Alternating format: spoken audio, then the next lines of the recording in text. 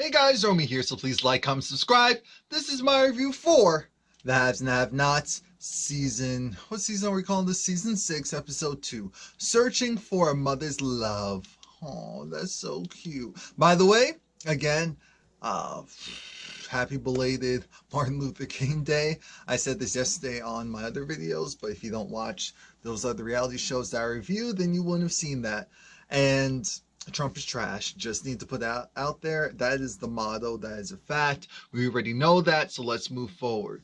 Now, the episode, it starts off with Melissa talking to Veronica saying, "Burn, baby, burn! Oh, it's done. I'm gonna watch as I see you burn, burn, burn." And just like what I figured, because Melissa was like, "No one's gonna find you. You know, you didn't want to be seen with me, so we took the back ways. Yeah, no one's gonna find you." Next thing we know, Mitch and Benny come rolling up, looking at, "Oh my God, what's going on? Are you guys okay?" And so then they don't realize that it's Veronica. They just know that someone's in the car, and the car is on the cusp of catching on fire. So their complete goal is to save this person, to help this person. I'm thinking, no, I already knew that she was going to be saved, and for show purposes, it's better this way. But I can still say no. And so then Benny eventually realizes, I said, "I just want Veronica's wig. I just want her. I just want it to fall off. I just want the worst for her. I absolutely do. I don't care. I'm petty. I want that wig to fall off. I wanted her to look a dang mess. I wanted it all." But once Benny realized, oh, it's Veronica, and because she kept saying no, I said, "Hello? You said you want help. Now you're getting help. Now you're trying to fight the person." But Mitch goes, he calls the ambulance. Benny's trying to get her out of the car.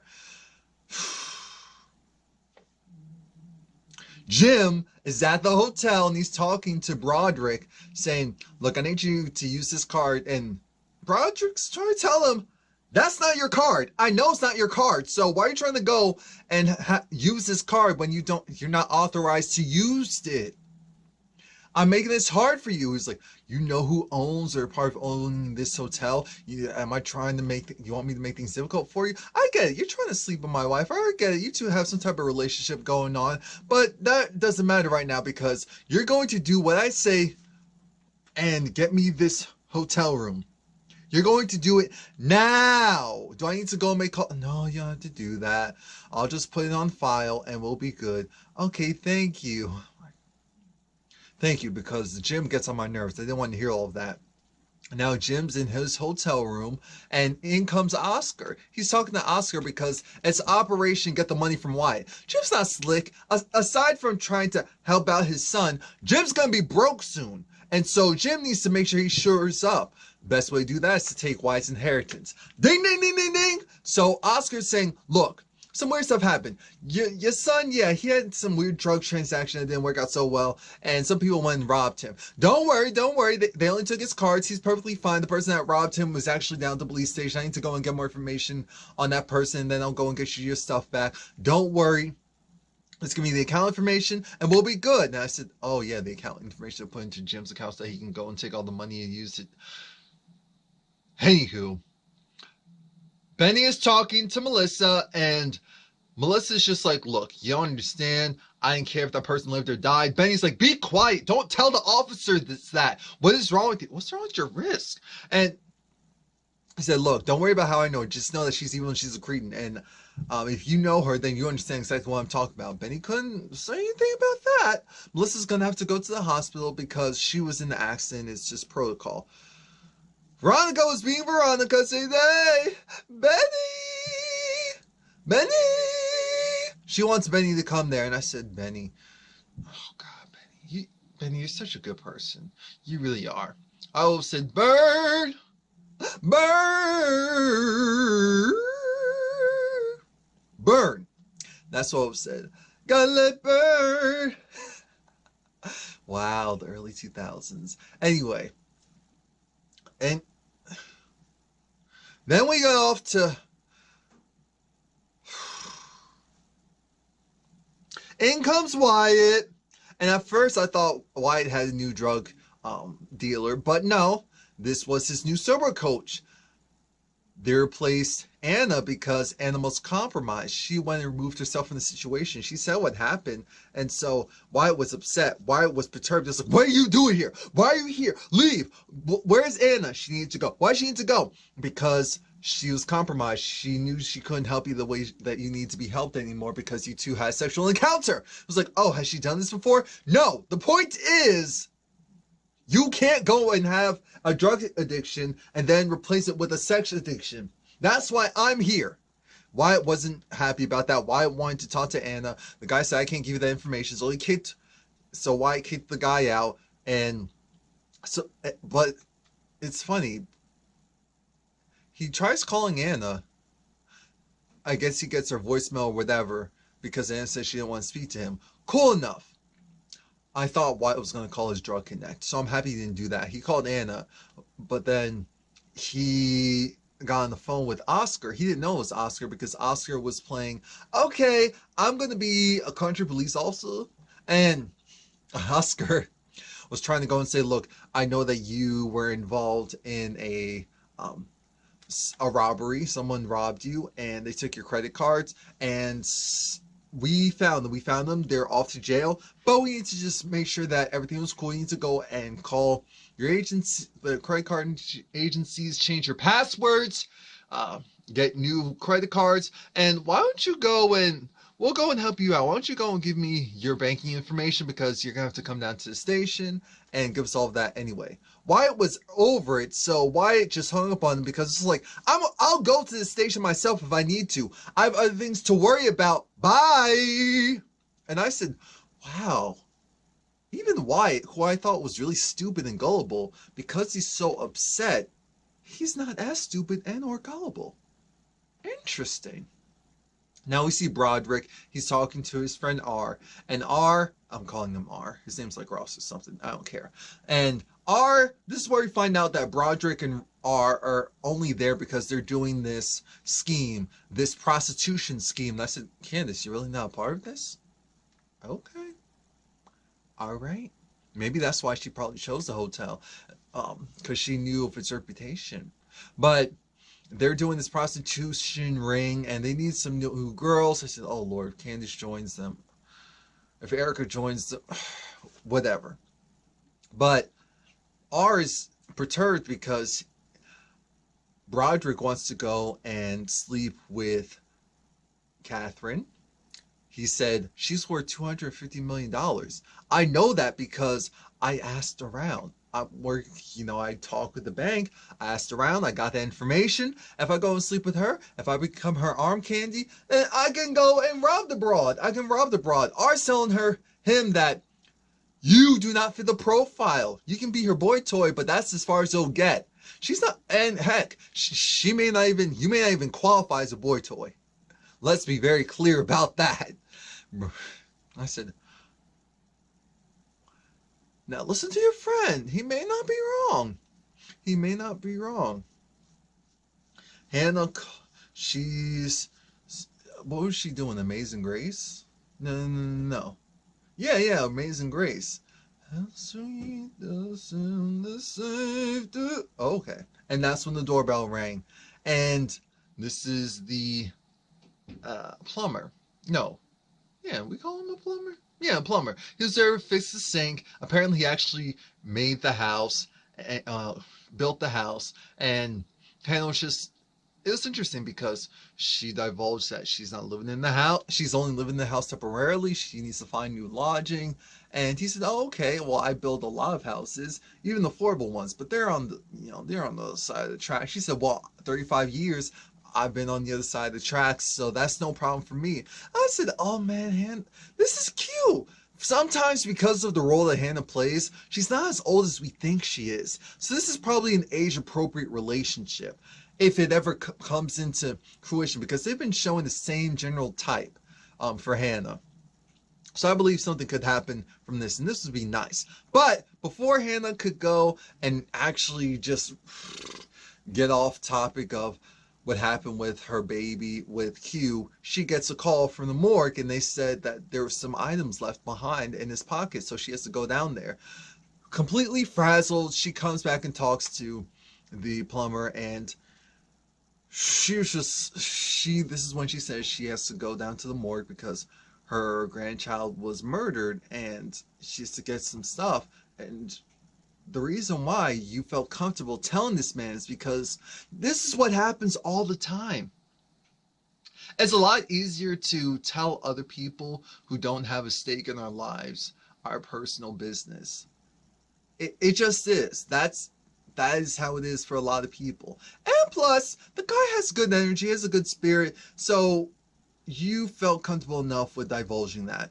Catherine's house, by the way, she came down that staircase, that winding staircase. I said, oh my God. Came down that winding staircase.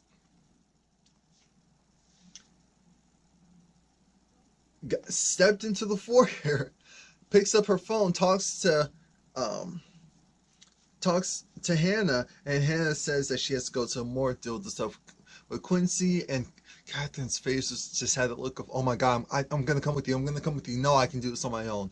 But I just called because I wanted to make sure that old dude, I can even him in the house and he can work and do all this stuff and it'll be fine, right?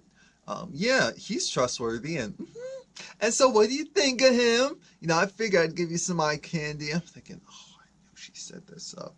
I knew it. I knew she set this up, but I'm not mad because Hanna needs something. She needs a whole lot of something, so this is nice. Erica is still, she went shopping. She spent $400. I said, Erica, you can do better. I can do better than that. Give me 20 minutes and I can do better than that. 20 minutes, that's a long time. Give me 5 minutes. That's really sad, but it's true. Give me 5 minutes and I can get multiple clothing for $400. Like that. No problem. So then David's looking like, I'm a lawyer. I make bread. I have investments. That's no problem. But he's trying to set up the bed. He's trying to be Mr. Handyman. She said the bed's cool, but it's a little too masculine. I mean, we're going to have to beautify this whole situation. Candace, remember, she got the money from stealing it from the John, and she's going to go and pay for her room. That's what we think. That's what she thinks. But then she hears that her room was paid for a month in advance. And I said, what? That's a lot of money. Candace looked perturbed like, are you sure? My room? 5, 4, 3, 2, 1? Really? Really? Well, yeah. So, how was that done? Which card did I use? Oh, no, it wasn't card. It was the cash. Okay. I'm just going to figure this out later, but thank you. Yeah, that sounds about right. She goes to get a drink. Her usual guy isn't there, so she gets her, what is it? Vodka and club soda and lime. And Oscar comes strolling through saying, see what I did for you? She said, oh, take it back. No, thank you. Take it back. I don't want it. I'm here to help. Why? Because we still have work to do. You could be a first lady. You can make so much money. The guy is still interested in you. I have people in his camp that report back to me. We can still run things. What are you going to do? You're just going to go and con men out of their money and still doing that and just pray to God that someone isn't going to go and kill you at some point? She said, yeah. And because first off, the only way we could even possibly work together is if you give me back my money. How can I give you the money that you stole in the first place that I don't even have anymore? Because I gave it back to the people who originally owned it. I said, Candace, he has a point. He's still trash, but he has a point. Now, because Candace just is giving him that look of, I'm just going to scream in 5, 4, 3, 2. Then he gets a phone call. And he said, look, I'm handling it. Don't worry. I'll get the money. And that's when it comes out that Oscar's working for Jim. He's trying to get Wyatt's money. Candace said, Wyatt's an idiot. That shouldn't be that hard to get his money. You know him? Of course I know him. Like I said, he's an idiot. Well, he got robbed. Robbed by who? Robbed by Queenie. That's what I'm calling her. Queenie. By her nickname. And I told you that Wyatt was an idiot, didn't I? Yeah, but can't be that stupid because I've tried and it's taken a little bit of time, but since you know them, why don't you go and help me? Why don't you go and help me out a little bit? I scratch your back, you scratch mine, and we'll be cool. We'll be cool like the other side of the pillow. Candace has it look up. So you want me to, because she wants her to go and talk to Queenie. I said, that crackhead? Even I was like, that crackhead, because she can't afford Coke. So that crackhead, no, that's not going to happen. But you're barking up the wrong tree, Oscar. I'm ready to go. And you'd rather sit here and bullet. Oscar, she doesn't trust you, and she doesn't trust you for good reason. You're not trustworthy. Because Oscar also lets it be known that while you're waiting to do all this stuff, you could be going to jail. I mean, it's only a matter of time. What do you mean? Hello? Jeffrey is in jail right now. What? Yeah, he's in jail. And who knows how long it'll take before he goes and narcs on you. And I'm thinking, even though that's kind of the truth, we don't want to hear it from you. We don't want to hear it from you. And so she's like, go! She calls up Veronica, says, Veronica, okay, we need to talk because, yeah, call me back. Now, Hanna, she goes down to the morgue. She gets Quincy Jr. stuff, and we saw like bloody toy dinosaurs. And I said, oh, but then there was this letter. And this letter was so sad. The letter read as followed. Alright, she prepped herself. God, please help Grandma to stop yelling at Mama. And please help Mommy to be a better person and to come and take care of me and love me like I love her. Oh! Oh! Oh my God. Oh. Candace, you didn't deserve him. I don't care. You didn't deserve him. And Hanna was crying because Hanna was like, oh Lord Jesus, he was a good one. He was just too, see, he was too good for this world. I know some people don't like hearing that, but he was, because your family dynamics was a mess. So now we're back at the jail. Justin goes and gets Jeffrey out of there. They're like, hey, Bobby the Booby, why does he get to go out? Again, the second time in a short period of time? We know Jeffrey only got released because Jeffrey sits in the chair. Justin borderline gets on top of him. I said, his laugh. I said, oh God, here we go. Jeffrey's over it, like we knew it. He's been calling, but David didn't pick up because David was like, oh, I don't pick up on people, on callers with no numbers. And so we know that now Justin has to use Jeffrey's number. So Jeffrey gives him the code, and Justin is like, okay, I'll call him soon. Jeffrey's is like, why are you doing? No, don't touch. What are you doing? Why don't you go home? Why don't you focus on your wife? He said, why would I do that when you're here? Everything I want is here. You smelly, you stinking, you musty. That's exactly what he wants. And I said, gross, nasty, disgusting. Not at least a shower?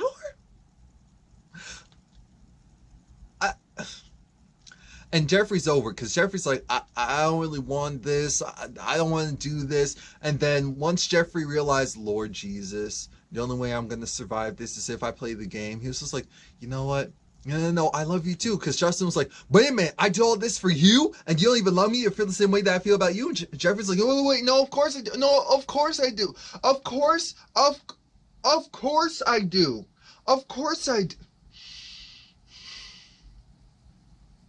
Justin is a molester. We already knew that. He's a molester. I'm sure he's probably raped a couple of people. I just see he has that energy. Now, oh, Jesus. So we see Charles. Charles is there with what's the boy's name? Landon. And Charles, he was having issues with his tablet. Landon fixed it, and Charles isn't convinced that Landon actually likes him as a person, only pretends to like him because he's his boss. Landon said, yeah, part of it is because you're my boss, but the other part is, you don't seem like a regular politician. You seem like you actually care about the people, you actually care about the stuff you're talking about, so I appreciate that, so I like that. So you're cool. Charles is lonely, so he said thank you. Landon said, why don't I take you out just as, as Charles? No, we could just have fun over drinks. He said, okay, cool. At first I said, Landon, you know this man isn't gay. But then I realized, no, that's not what it is. You don't have any friends. You don't have any friends. Your bosses end up being your friends. We've seen this before. You're just that type. So that's why. That's sad. I'm sorry, that's sad. That's so sad. Back at David's new house with Erica, she's the lady in red, or what's that color? Is that like a salmon? I don't know. It's something close to red or pink or whatever. Now, they're having their nice little Her phone is buzzing. Her phone's buzzing because it's Candace. Candace then sends her a text message like, bitch, you better call me back or else you know it's good for you. So then that's when Erica calls Candace back and says, oh, this is my sister. Oh yeah, he's right in front of me. So Candace said, look, I'm going to ragtag destroy you unless you give me $100,000. You better keep continuing with that mark or else. You got it? You got me? Okay. Are you sure? Are you sure you're sure? Are you sure you're sure? Okay. All right. Do it fast. Because Erica said, I don't know how I'm going to do that. I didn't ask you how you're going to do it. I just told you to give me my money. That's all I want. That's all I care about. Thank you. So now Hanna, she's still at the hospital. Because the hospital, morgue, same place, same general area. She sees Benny. She sees Benny with Veronica and has that look of, boy, what'd you get yourself into now? And we're all thinking the same thing. So that's it. Please like, comment, subscribe. Come back.